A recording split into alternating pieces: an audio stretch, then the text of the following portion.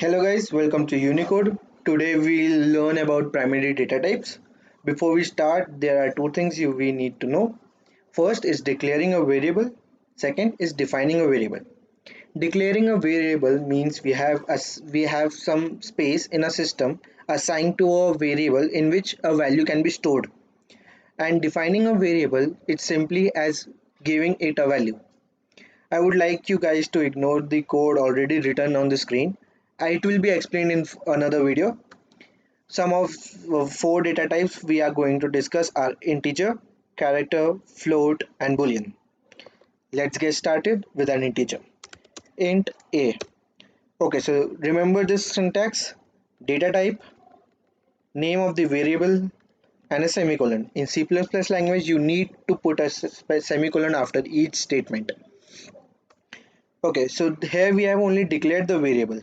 If I want to assign it the value, suppose 45, here we have assigned the value 45 to variable a. This is defining the variable a. So let's give it as an output on an outputs window. Okay, so giving an output, we need to use a function called cout and two less than symbols. Okay, so this is the syntax. So please remember it or memorize it, whatever. Okay, so let's give it a run. 45 as an output. There you go. Okay, so we can perform any operation in this statement. 2 a into 2 run 90. There you go. Okay, so this is our integer data type. If I talk about a character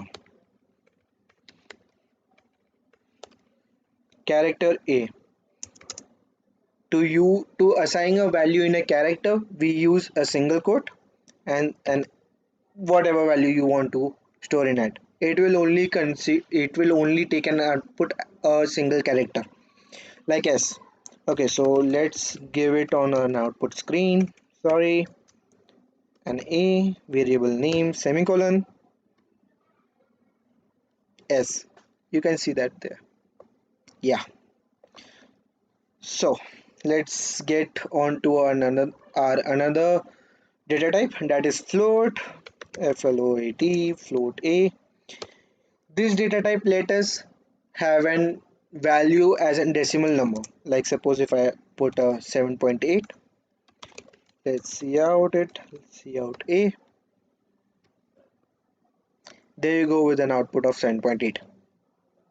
Okay, so difference between float and integer. Okay, so if I put an integer b equal to 7.9 and let's give it an output and see what comes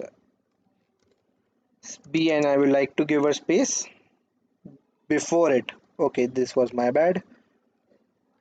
uh, b, there we go.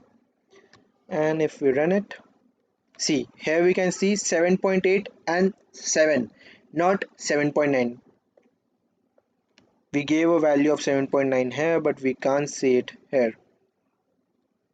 This is the difference between float and integer. If in integer you give a decimal value, it will truncate the value after the decimal point.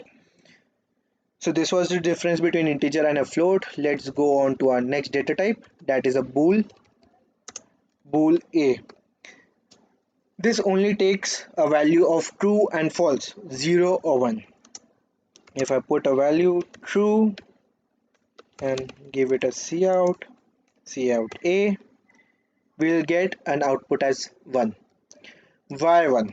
If let us take another example, bool b equal to false, cout some spaces and b. You can see the output as 1 and 0. In C++ language, 1 is taken as a true and 0 is taken as a false. Even if I put here as a 1 and here as a false, then to the output will be the same. There you go. Okay, so this was the end of our lecture today. I hope you guys liked it. I hope you guys understood what I taught. I would like to Have your doubts in the comment sections. Let's meet in the next video. Happy coding!